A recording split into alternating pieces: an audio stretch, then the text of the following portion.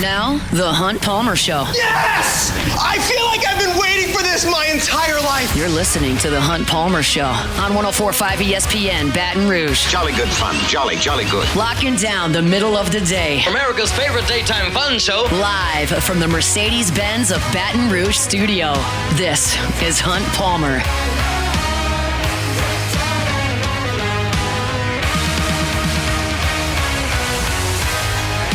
Welcome in. Hunt Palmer coming to you from Mercedes-Benz of Baton Rouge studio downtown in the capital city on this Monday. Means we're brought to you by Gulf Coast Office Products. Hope your work week is off to a good start. We appreciate you hanging out with us here on 104.5 ESPN Baton Rouge. Jacob Beck and Cassie Spazzali back there on the ones and twos.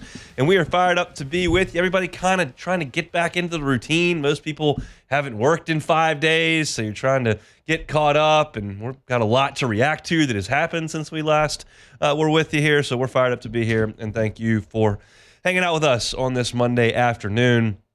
We'll chat, as we do every single Monday, with Denton Day of SiriusXM's College Football Overtime. An hour and a half from right now, LSU played basketball back on Friday night. We will react to that. The Saints dropped one yesterday against the Rams, and Taysom Hill is out for the year. We'll react to all that in about 30 minutes, and certainly want to get you caught up on rivalry weekend in college football. But we start the same way that we start each and every day on this show. That is, of course, with your Genesis opening drive. It's time for Hunt's Opening Drive, presented by Genesis of Baton Rouge. Tigers win at 37-17 on senior night in a chilly Tiger Stadium.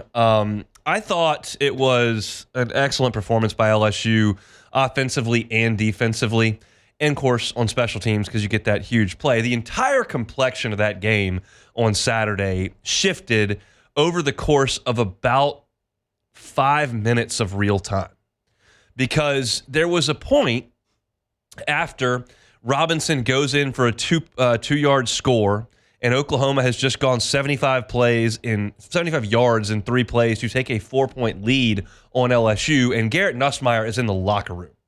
So you've seen LSU's offense without Nussmeier, not very good, and you don't know if he's going to come back in the game, and LSU's now losing. So it looked awful. Nussmeier emerges from the locker room. He's got his shoulder pads on. He's got his helmet on. You can tell he's going to go back in this game. And then Aaron Anderson houses the kickoff return 100 yards. And you now have your quarterback back, and you're leading. And all that happened in a very, very short window of time. And from that point, LSU flat dominated Oklahoma. The defense only allowed a field goal more. The offense hit some explosive plays to Chris Hilton for a pair of touchdowns. They went on a couple of long scoring drives that ended in field goals. And it was really a complete effort from all the phases of LSU's team. Keep in mind, LSU's offense created 30 points in this game. They got 7 more from Aaron Anderson. And we talked about this last week. Oklahoma's defense is good. They've got a really good run defense. They create a lot of pressure on the quarterback. They hit Garrett Nussmeier early and often in this game. But LSU ran the ball well and threw the ball well on a good Oklahoma front. In the end, statistically, Nussmeier, 22 of 31, 277 yards, 3 touchdowns. LSU on the ground was very good. 110 yards, had the big bust from Caden Durham. I'm a little bit disappointed that Caden Durham busts that 50-yarder, and still he gets 11 carries and Josh Williams gets 13, but that's okay because LSU moved the ball when they needed to on the ground, and they absolutely did a great job through the air, and you got Chris Hilton involved finally in the deep game. And that was probably the most encouraging piece of the offensive performance, I thought, from LSU, that you got Chris Hilton going in the vertical game, because that is something LSU simply has not had.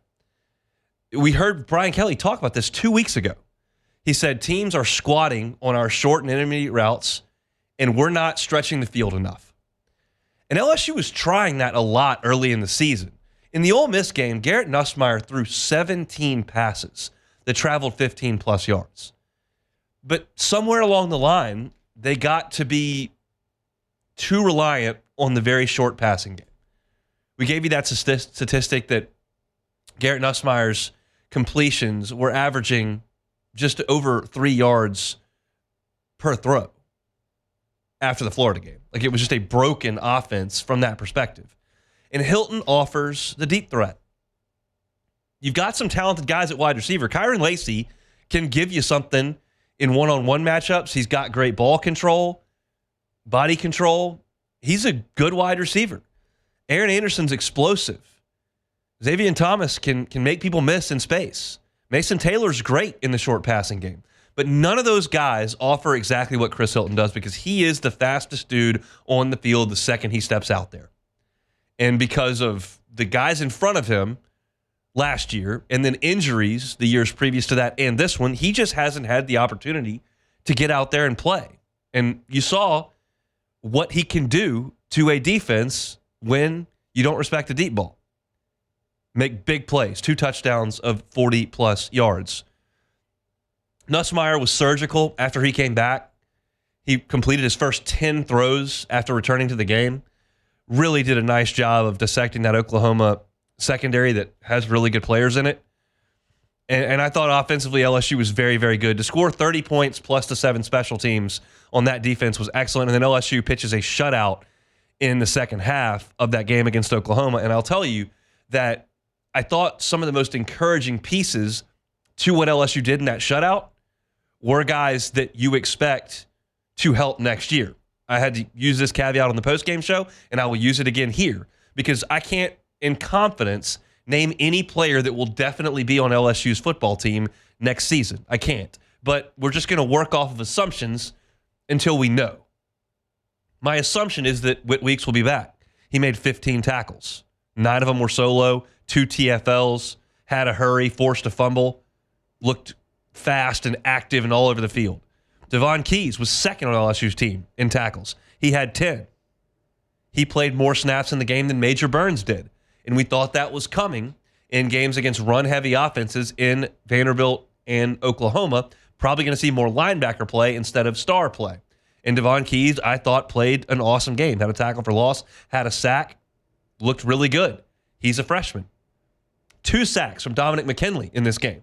That's a guy who was given SEC Freshman of the Week award today and has played more and more as the season's gone on and is starting to figure some things out. He figures to be a big piece of what you're trying to do on defense next year. You had Tylen Singleton out there. You had Dylan Carpenter out there. Javian Toviano was out there. Ahmad Bro had a half a tackle for loss. All of these guys are guys that LSU figures to count on in a defense next year. That was the most encouraging thing to me about this game. Oklahoma basically couldn't do anything offensively after halftime. They just didn't have anything to lean on. They could not run the ball. Their passing offense was really disjointed. It didn't seem like Jackson Arnold could ever just take the snap back into the pocket and go to work. He was constantly running for his life. Savion Jones did a great job in that game. He had 5 hurries and a quarterback hit. Then you had Braden Swinson, who had 6 quarterback hurries and a quarterback hit. Arnold was constantly dropping back and then looking where he could run. That's really all he had. That worked pretty well against Alabama. It did not work well against LSU. If you look at the drives that Oklahoma had after halftime, they had a 6-play, 20-yard drive where they punted. They had the inexplicably stupid interception that the tight end threw. No concept of just kind of eating that one going down. Instead, you just fling it up in the air for anybody to run under. Sage Ryan won't ever have an easier interception in his life. But that was the next drive. Then they had a 3-and-out where they lost 7 yards and punted. Then they turned the ball over on downs. And then you had the last drive that they went 79 yards, but it ended the game. So it was just, I thought, complete domination from LSU's defense in the second half. And that's honestly what you were going to have to do for this to be a passable effort, because Oklahoma's offense has been anemic all year. They got set up with short fields in the game against Alabama, and they cashed some of those in. If you didn't do that, which LSU didn't, then it was going to be difficult for Oklahoma to move the ball, and they didn't. So LSU offensively controlled the pace, controlled the tempo, controlled the clock, controlled the yards, and put up points. And defensively, you put the clamps on Oklahoma. I thought it was a very complete effort from LSU, something they've kind of been searching for all year. They were pretty good against Vanderbilt. I thought they were better in this game against Oklahoma, just about from start to finish. You had a blip in there where the quarterback went down and you gave a touchdown drive up. But other than that, it was pretty good. Would I like Garrett Nussmeier to hold on to the football, not fumble it for a scoop and score? Yes. But on the flip side of that, if you've noticed, he has not thrown an interception in the last 3 games. I wrote a story up at LouisianaSports.net today that talked about some guys that have draft day decisions coming up. If you'd like to read that, you can do it for free on LouisianaSports.net. But one of the statistics that I gave in that piece was that Nussmeier, in his last 115 attempts, has not thrown an interception. I think that would qualify as some growth. Now, turnovers are turnovers, so giving up the strip sack it hurts. But I think that you've seen some growth from him, and I think that he played really good football in the last 2 games. That was gritty and tough and gutty and all those cliche phrases, but he was tough, and he went back in the game, and I thought played really, really well in the second half. So tough to find a ton to be overly critical of with this one. Oklahoma's not a great football team. There's a reason they only won 2 league games, but you take that on senior day and you finish the season 8-4. That's kind of my reaction to the game. Now there's a bigger picture discussion that's got to be had, which is where's the program? What did Brian Kelly have to say post-game? And what do we now look back on this season? Because make no mistake, like there's nothing else that can be accomplished by this team. I am not even going to try to pretend to sell you a bill of goods on this bowl game. Not going to do it. Those things have completely lost their value. I did the same thing last year. And then when it was announced that Jaden Daniels wasn't going to play, I said, okay, I'm really just interested in how Nussmeier looks. I don't even care if they win or lose. Turns out he looked good and they won, so that's happy hunky-dory. But I don't care about the results of the bowl game. I can't tell you who's going to play in it, who cares about it, where it's going to be, who's it going to be against. This team's done accomplishing what they're going to accomplish. And in the end, you win a game at South Carolina, you win a game against Ole Miss, you go 8-4. That's the discussion we've got to have. So we'll do that when we come back. That was our Genesis opening drive. It's a Monday edition of the Hunt Palmer Show. The Hunt Palmer Show. Evolve Physical Therapy and Sports. EvolvePT.com is the website. If you're dealing with pain or you had a surgery and you're trying to get back to being your active self, Evolve Physical Therapy and Sports is where you need to be. It's something I tell you every day about how hands-on their physical therapy team is at Evolve Physical Therapy and Sports. It is never going to be a situation where you walk in, they hand you a list of exercises and stretches to do and say, hey, we'll see you in a week, see how you've progressed. No. They will be hands-on from the time you walk in to the time you leave. Their job is to do whatever they can do to make sure you get back to being your active self, no matter if that's working out every day, no matter if that's playing with grandkids, no matter if that's getting back on the golf course. If you can't do the things that you want to do because of pain, Evolve Physical Therapy and Sports can help you with all of that. They've got capabilities to do dry needling, cupping, scraping. They can monitor your recovery with the isokinetic testing that they do. It's state-of-the-art. It's first class. Fantastic people over at Evolve Physical Therapy and Sports. Robbie Bolton has been at it for 2 decades. Go by and see them. They're on Starring near Highland Road. It's Evolve Physical Therapy and Sports. EvolvePT.com. You're listening to The Hunt Palmer Show, brought to you by Gulf Coast Office Products.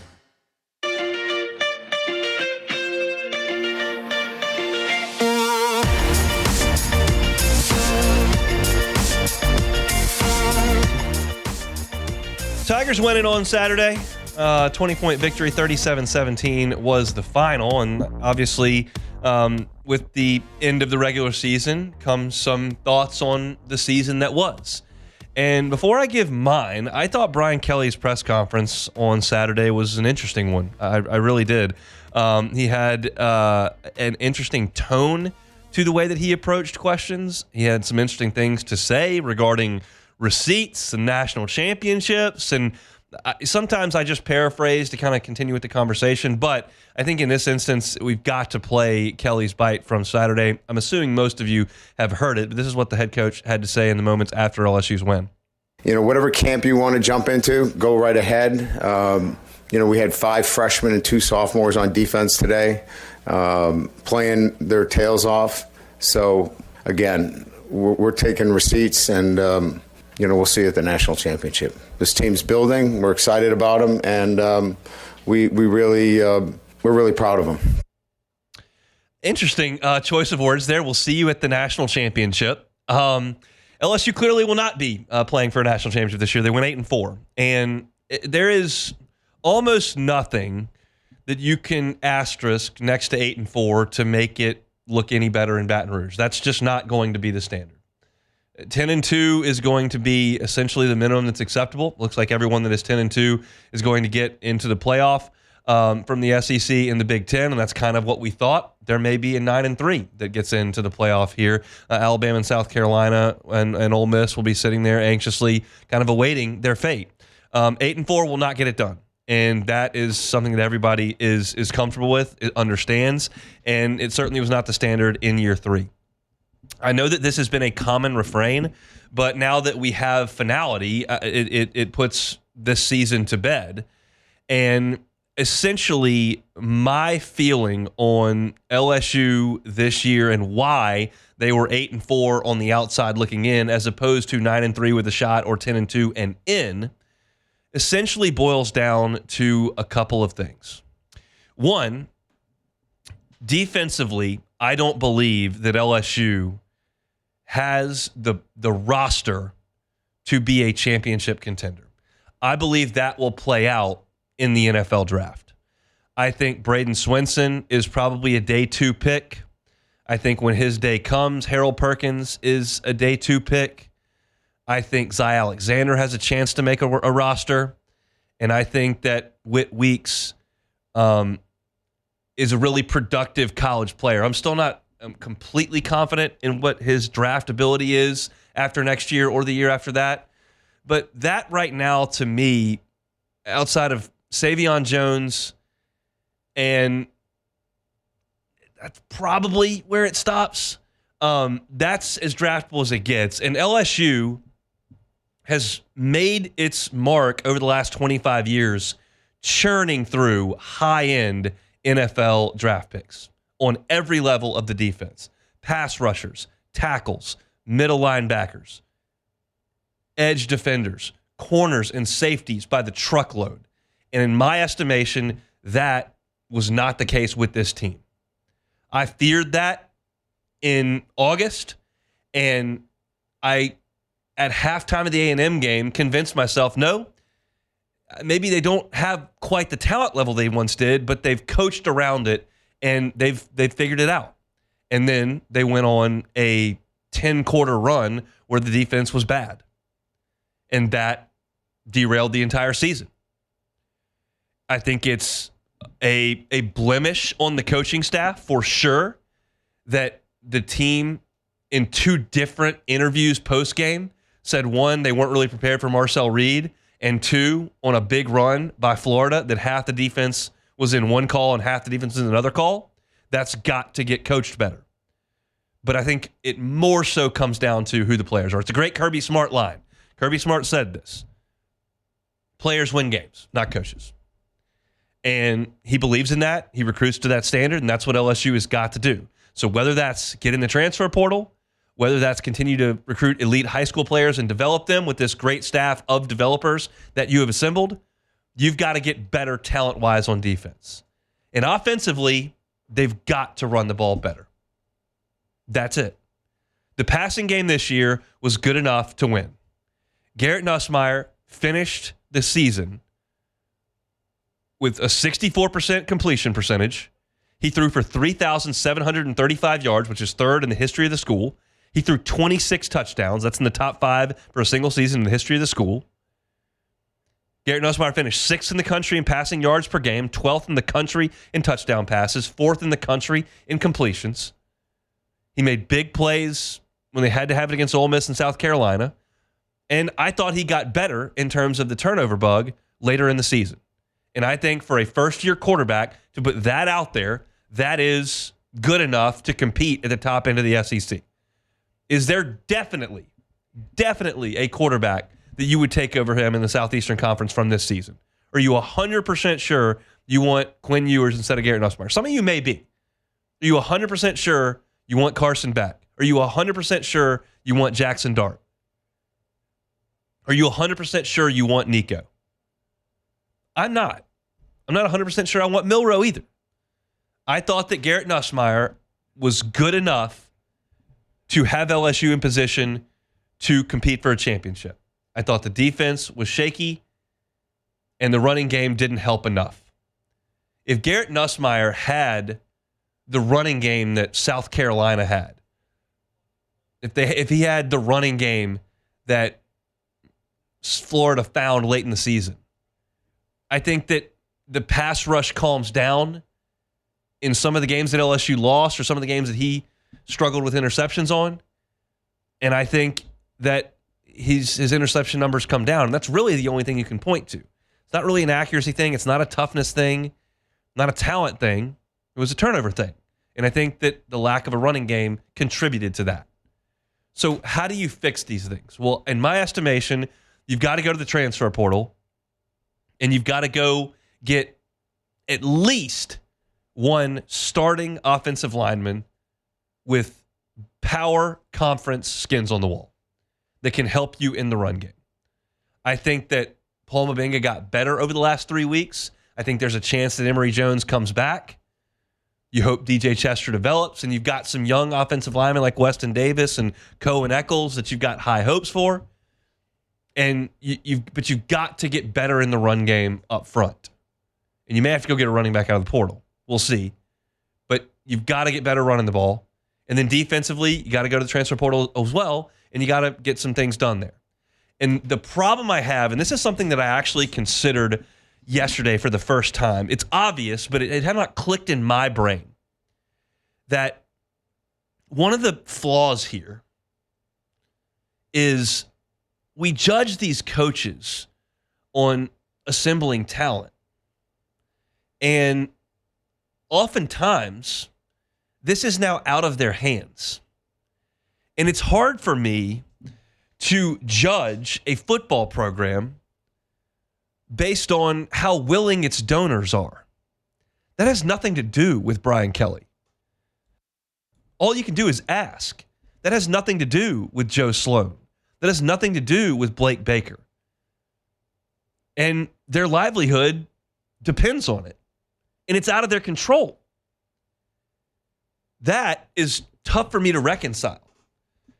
It's difficult for me to judge a football program and how functional it is based on how willing rich donors are.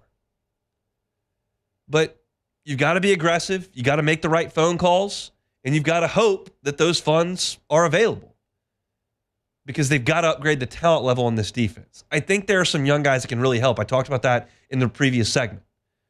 I think Ahmad Bro and Dominic McKinley look like guys who are going to be really good players for you. You bring Jacoby and Guillory back. We'll see what Harold Perkins decides to do. That's an NFL-level player. And you're bringing in 3 high-end high school corners. You've got a couple of safeties that didn't get to the field on this team, and that's a little concerning, but they were highly thought of, and they are big-time talents. Kylan Jackson and Deshaun Spears looked the part. I'm puzzled that they didn't play more late in the season. They played a lot early, and then the decision was made we're going with the older guys. But it's not out of the question to think that you could have a defense with 5 or 6 high-end NFL players on it next year. Just got to see if you can retain those guys, if you can go to the portal and add some, and make sure the signing class sticks together for the next 3 days. So it's the running game and it's the personnel on defense, in my opinion, that held this program back. And when you look back at this season and you realize that it was a favorable schedule in terms of what you got at home and what you had on the road, and you finished 8-4, it's concerning. It's not a death knell for the program, but I'm not ready to bang the gavel and say this team's absolutely ready to compete next year for championships. You're at Clemson to open the year. You're going to be at Bama in November. You're going to go to Oklahoma, who's about to overhaul that entire offense and spend some money again. You're going to go to Ole Miss. We'll see what that looks like. I have no idea. Grove Collective's going to have to try to step up again. And you get A&M in year 2 under Elko coming to Tiger Stadium. So it's a difficult road next year, but we just don't have a great idea of what that roster is going to look like. I think Brian Kelly understands where the shortcomings are. It's not in his control to the degree I would like it to be to fix it, but we'll see just how successful LSU's collective can be over the next month. Different world. But 2024, is in the rearview mirror. It's now on to signing day. See what you can get out of these practices and whatever bowl they send you to. And you got to make sure that the next roster looks better than this one, because I don't think LSU was a break here or there away. I think they were a long way away, because you can easily get this thing to 6-6. It's easier to get to 6-6 than 10-2. Lenora Sellers doesn't get hurt. That's one that could have gone the other way, and Garrett Nussmeier had to complete 3 fourth down passes against Ole Miss to get that one. I'm not taking him off the board. Great gutty wins, but it's tougher for me to wipe 2 of the losses off. Connor Wiggins probably got to stay in that game, and you got whipped by Alabama. You couldn't stop USC late, and Florida overwhelmed you at the end of the game.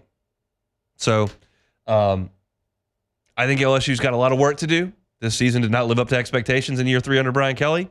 Now you got to go fix the roster. And it sounds like, based on his post-game press conference, that Brian Kelly is motivated to do that and has the expectation they will do that.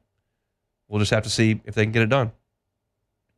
All right, we'll come back. Saints lose. Taysom Hill out for the year. What does it all mean? That's next. The Hunt Palmer Show. Genesis of Baton Rouge. GenesisofBatonRouge.com. Dealerships right there, Airline and PQ, and I tell you about it every day. It is first class. Gorgeous, gorgeous dealership. It's an incredible ambiance and environment. Brand ambassador team are fantastic to work with. But I know a lot of you don't love going to a car dealership. Feel like a lot of your experiences have been poor, that you're getting pushy service. That's never going to be the case at Genesis of Baton Rouge. But if you don't want to go to the dealership, you never have to set foot on the lot to purchase a vehicle. One of the brand ambassadors from Genesis of Baton Rouge will drive to you to get that test drive done. You can be at work, at home. They'll come to you, get you behind the wheel, and they'll show you what it's about. If you'd like to make the purchase at that point, you can do it. They can do e-contracts, digital delivery. You never set foot on the lot. I would recommend you go check it out. Every car that is on the lot is online at GenesisofBatonRouge.com. And every single new purchase, 10-year, 100,000-mile warranty. 10-year, 100,000-mile warranty at Genesis of Baton Rouge. Check them out online, GenesisofBatonRouge.com. This is the Hunt Palmer Show, brought to you by Gulf Coast Office Products.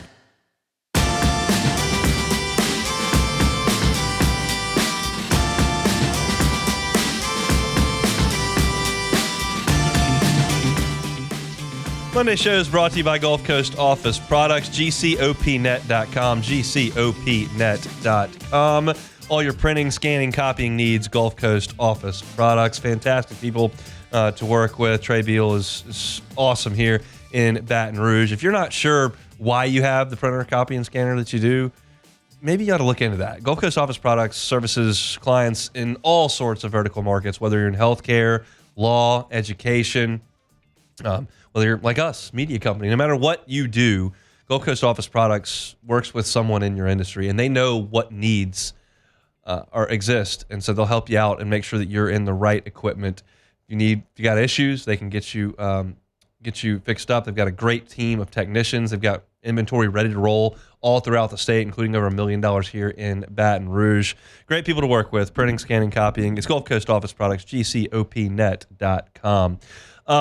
There was a weird window in there as the Saints were a late kick on Sunday where it looked like, man, Atlanta just lost. What is going on with Tampa? Are they going to lose to the Panthers? And the Saints have shut out the Rams. Like, this is going to be a Saints team that's in the playoff mix. And then it all fell apart because Carolina couldn't hold on, and the Saints could not stop Los Angeles on the ground in the second half of that football game, and the Saints lose 21-14. Kyron Williams goes over 100 yards on 15 carries, and he really didn't even bust a big one. His long in the day was 17 yards. He averaged 7 yards a pop, and the Saints just simply could not do anything to stop the Rams on the ground, and they basically didn't even try to throw the ball until a little bit later in the game. I mean, Matt Stafford in the first half threw for 23 yards. 23 yards. And that didn't work because the Rams didn't score. It was only the second time in Sean McVay's entire head coaching tenure that they were shut out in the first half. The other time was the Super Bowl against the Patriots. But in this game, they continued to stick with it, and they ended up scoring 3 second-half touchdowns to win the game 21-14. Had the little screen out to Puka Nacua. It was his only catch of the game, but he does a good job there. He had one rush. He had 5 catches in the game, 1 for that touchdown. And they didn't really get Cooper Kupp going all that much, and we thought we liked the matchup that the Saints had there on the outside, but it didn't matter because the game was decided on the inside. And then for the Saints offense, just not a lot cooking there because Taysom Hill goes out. And once he goes out, you lose a physical threat in the running game, now we find out that Taysom Hill is out for the season. Adam Schefter reporting it is a knee injury, and you just got to wonder if that's the beginning of the end for Taysom Hill. And I hate to even say that, but you're talking about a guy that's now in his mid-30s. He plays such a physical and taxing brand of football between all the things that the Saints ask him to do, from running the ball out of the shotgun, from running kicks back to throwing passes to blocking at the point of attack. Like, there's just so many things the Saints ask him to do. And when you suffer an injury this serious and you realize what he's gone through this year, it's just a lot to ask him to come back and be the same player he's always been and do as many things as you've asked him to do. So just a gutting injury there. I thought Kamara looked good in his efforts on the ground. He goes over 112 yards, and he's now almost just about 100 yards shy of his first career 1,000-yard season, which is cool for him.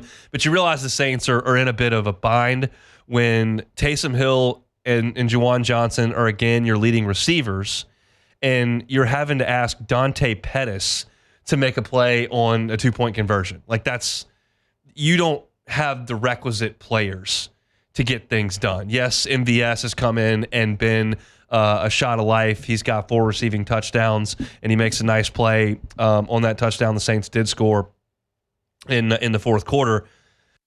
But there's just not enough. And candidly, this is where I think things are with the Saints. I mentioned at the top there, like, you're looking at this thing and you're going, oh my gosh, looks like the Falcons have lost. Looks like the Bucs are in trouble. The Saints are controlling the game against the Rams. You get this thing to 5-7, and you've got a real chance. Well, now you're 4-8, and you really don't. And you don't have the talent to expect to win a lot of games down the stretch. The Saints now, in my estimation, if you're a Saints fan, you look at this and go, let's just lose out. I don't think they will, but that's my mindset. I think they'll probably win this week because I think the Giants are that bad. But it's in the Saints' best interest, in my estimation, to lose the rest of the way, because you need to get as far up that draft board as you possibly can. And if you can get into the top 5, all of a sudden, it really feels like you might be in position to get a quarterback.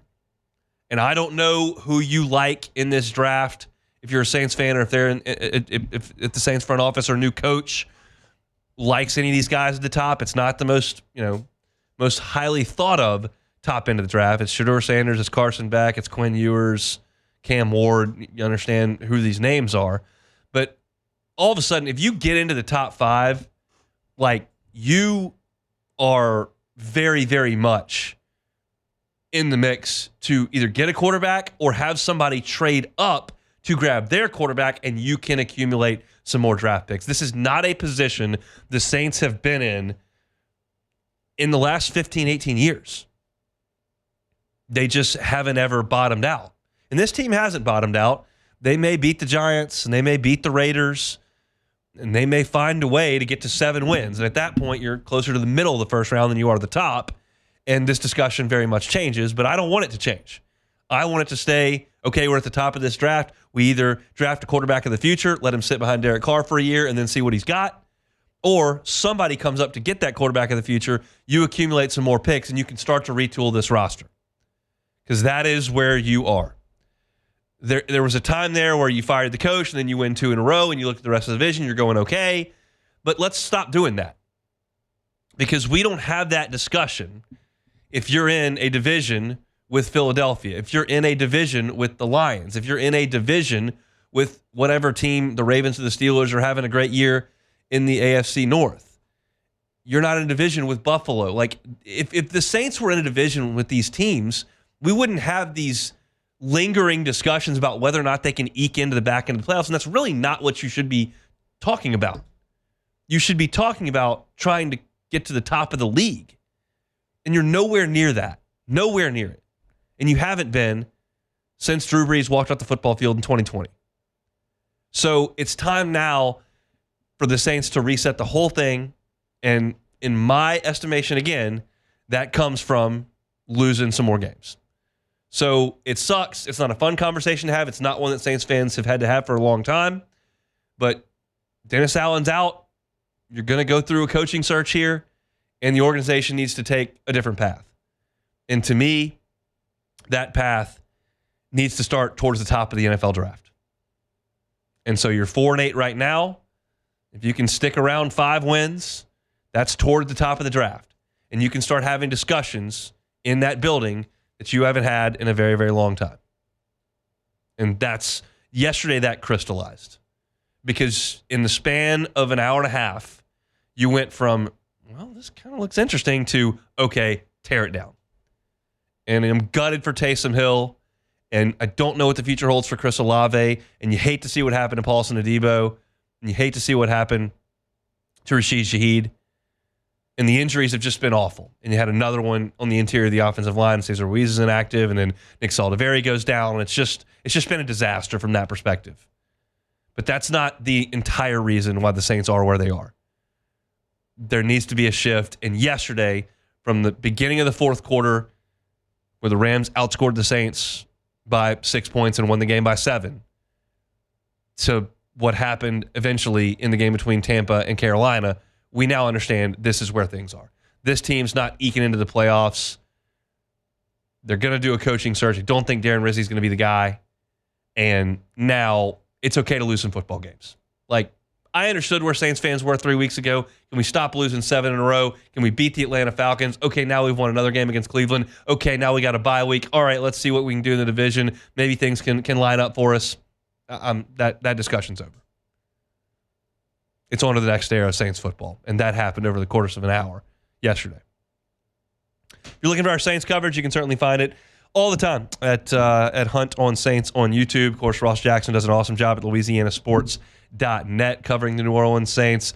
He's got a couple stories up, a column on Taysom Hill, the news story on Taysom Hill being out for the year. There's a great numbers to know piece. It kind of highlights some of the wild statistics from yesterday. There's some pretty sobering ones in that piece, numbers to know about the Saints' run defense and where they rank in the NFL season long. You realize that's a big problem for New Orleans as well.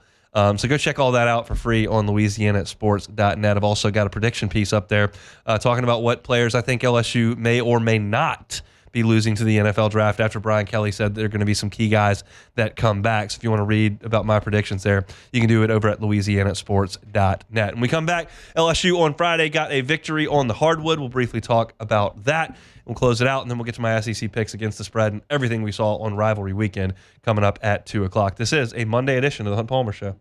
The Hunt Palmer Show. Highland Insurance Group, HighlandIG.com. A lot of insurance renewals coming up on January 1st. If you haven't considered your renewal, what's coming up in January, it's time to do that like now. And the Highland Insurance Group is happy to help you with all of your commercial property and casualty needs. Jonathan Carver tells me all the time, he's like, look, I want to be an asset. I want to be a trusted partner with the businesses that I work with and understand that they know they're in good hands. They can worry about running the business. I'll handle the insurance and claims and shopping for at renewal time and making sure that we've got every line in the market that it needs to be in. Highland Insurance Group's an independent broker. They can go find different carriers to handle different lines of insurance in your insurance program. If you're a business owner and you just don't know where to start with insurance, just looking at the premium line, let the team at Highland Insurance Group help you out with all your commercial property and casualty needs. They're right here in Baton Rouge. But anywhere in the state of Louisiana, they can absolutely help you out with commercial P&C or with your group or employee benefits. It's the Highland Insurance Group. Check them out online, HighlandIG.com. You're listening to The Hunt Palmer Show, brought to you by Gulf Coast Office Products.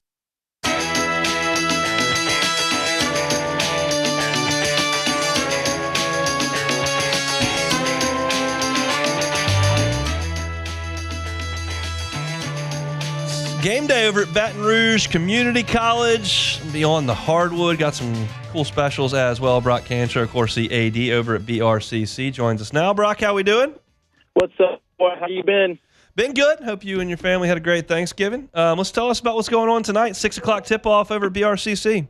Dude, it's our post-Turkey Day Hoops Fest. We got the men's basketball team playing Copiah Lincoln. It is Team Sportsplex, which is dear to my heart. Their Winter League night. We're celebrating them. If anybody comes that plays on a Team Sportsplex Winter League team in their jersey, they get to get in for free. And upcoming this weekend, we got the Honky Tonk Chicks playing Colin Baton Rouge at halftime of our game Saturday at 4 o'clock. Awesome. How are things going to start on the hardwood for BRCC? Good. We had a great start. We're off to a 4-1 start. We hit the skids a little bit in Bossier Parish last weekend in a tournament up there. Lost 2 close games, Navarro and the BPCC. But we got a really fun, exciting team to watch. I mean, we scored 115 points 2 weeks ago at a game at home. Just a fun product to watch and an easy product to watch because it's right down the street. It doesn't cost a whole bunch and it ain't hard to get to. 6 o'clock tonight over at Baton Rouge Community College. They're playing Copiah Lincoln. You can get on by and see tip-off this evening. Brock, thanks for a little bit of time, man. You're the man, huh? Take care, baby. He's Brock Cantrell, Baton Rouge Community College. Speaking of basketball, LSU got a win on Friday night against Northwestern State, but unfortunately, again, just a bad start for this basketball team that is going to have to kick that at some point.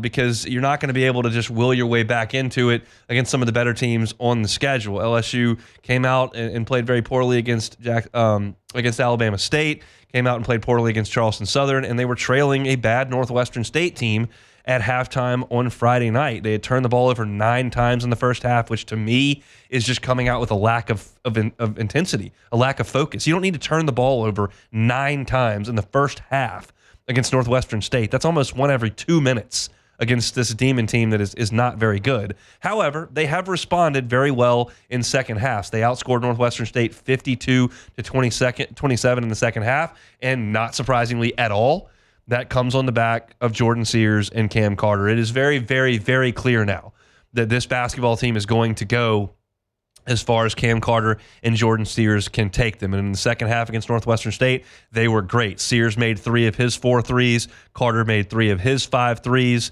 They were aided by Victorious Miller on the wing. He got to the free throw line and made 7 free throws in the second half. And LSU completely overwhelmed, again, a poor Northwestern State team with a solid effort in the second half. I just wish that they would do that for 2 halves. They certainly did that at Kansas State.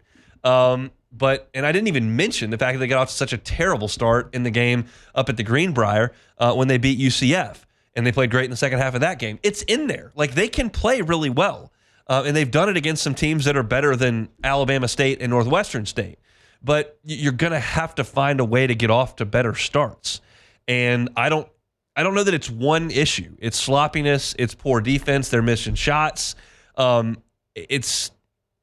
I don't like questioning effort, but you understand in empty PMAX against Alabama State and Northwestern State right after Thanksgiving that energy could be an issue. But I would shoo that away if it happened once. We're talking about 4 instances where LSU's come out in the first half and just been bad. There's no excuse for trailing Northwestern State, Alabama State, and Charleston Southern at halftime. Like, that's just not good enough. I've seen LSU basketball teams that weren't good enough for me to say that about. This one's good enough. They're good enough to not have those kind of issues. So it was a good second half. The final score looks fine. You beat this team by 24 points. All well and good. You move on to the next one. As I've told you many times, this is about avoiding these landmines and then going out and taking your swings against the good teams on your non-conference schedule. You avoided a landmine on Friday. You set up for a good non-conference team that'll be in the PMAC tomorrow. That's a 8 o'clock tip-off against Florida State. It's a Florida State team that's only got 1 loss on the season. It's part of the SEC ACC Challenge, and this is a big opportunity for LSU. I talked about this a lot on last week's show, and I'll continue it all the way through the month of December. Like, the SEC is a monster. It's a monster. Auburn was phenomenal in Maui. Bama's beating people like Houston out in Vegas. You've got Tennessee in the top 5. Arkansas's got 2 projected first-round picks. Buzz Williams is always going to put a good product on the floor in College Station. You've got a Florida team that thinks it's good. I think that you've got 2 really good coaches in the state of Mississippi that are going to be tough to beat. Like, so it's a lot right now in the SEC. So you've got to do as much as you can in November and December to sock away some wins and put yourself in a position where you've got some margin for error in league play. because LSU is going to drop some games in the SEC. It's just going to happen. And you've done a good job of avoiding landmines early on. You got your one swing against Pitt, who, by the way, in the initial net rankings that came out today, Pitt is 5th. So that's a really good Pitt team that you saw. And you're going to see a Florida State team that's pretty comparable to you. LSU was 50th in the net today. It's the first one that was released. So it's time to go try to get another win tomorrow. And we'll preview that game certainly on tomorrow's show as we get ready for a late tip at the PMAC. But LSU did enough on Friday to get by Northwestern State, and we'll see what they can do in a good opportunity in tomorrow's game inside the PMAC. All right, that's it for hour number 1 here on a Monday edition of the Hunt Palmer Show. We're presented by Gulf Coast Office Products. If you missed any of our first hour, opened with 30 minutes on LSU and Oklahoma from back on senior night inside Tiger Stadium, then a little thought on the Saints and then some LSU basketball. And if you missed any of it, catch it on demand. 1045ESPN.com's on-demand tab, Apple Podcasts, Spotify, Google, wherever you find your sound. I also remind you, if you want some basketball talk like we just had right there, you can find that on Hoops with Hunt, the old podcast stream that we've been using for 5, 6, 7 years, going back to the old Will Wade days. That's back up and running. It's just going to be content from this show. I'm not going to do it every morning, but every time I talk basketball on this show, we'll upload that to Hoops with Hunt, and you can certainly check that out wherever you find your podcast. We got a ton to do in hour number 2. We're going to look at my SEC picks against the spread. I went Costanza on Wednesday. We went with the opposite of every pick. Did that pay off? We'll get the results, and we'll final the tally for all my picks against the spread, plus Denton Day on the Nation College Football at the bottom of hour number 2. We'll step aside for Sports Center. Come back. A Monday edition of the Hunt Palmer Show presented by Gulf Coast. The Hunt Palmer Show. Love telling you about One Bath and Closets. David Duvall and his team at One Bath and Closets been redesigning and remodeling bathrooms and closets for over 3 decades. So if you're looking for a brand new closet, looking for a completely refurbished bathroom, this is the only call you need to make. It's to One Bath and Closets. No call on 4 different contractors, handle different parts of the deal. Nope, they handle everything from soup to nuts. If you want some pictures of the fantastic work that they've done, you can find it at onebathandclosets.com. You can see some before and after shots. All of it is so functional. It's all customized, and it looks fantastic.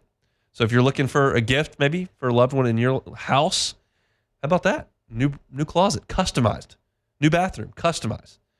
Doesn't cost anything to get the free consultation. You start at onebathandclosets.com. David comes in, shows you what he can do for you. If you're worried about paying for things, financing options are available, including 0% for 18 months if you qualify. It's One Bath and Closets online at onebathandclosets.com.